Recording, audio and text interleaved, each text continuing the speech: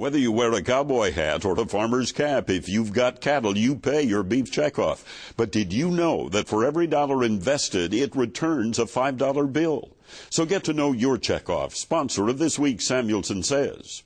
Could it finally be happening? Could we finally see an end to the U.S. trade embargo with Cuba?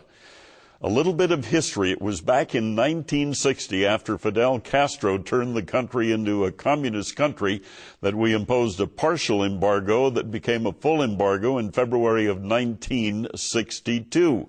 Since that time, we really have not been able to sell much in the way of food or agricultural products to that island just 90 miles off our shore.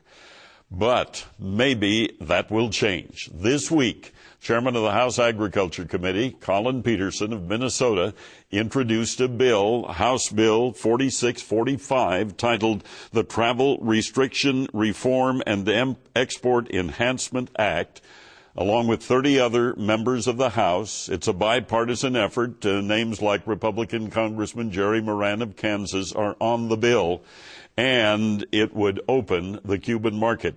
This is what Chairman Peterson had to say when he introduced the bill.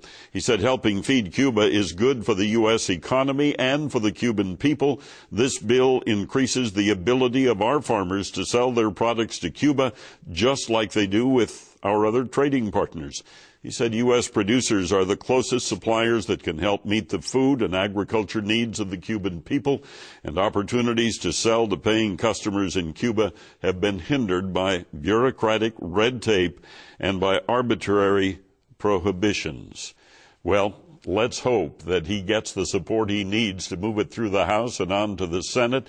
Again, if you want to let your feelings be known to your member of the House, it's House Bill 4645. It wouldn't be a big agricultural market, but anything helps ag economy in this country.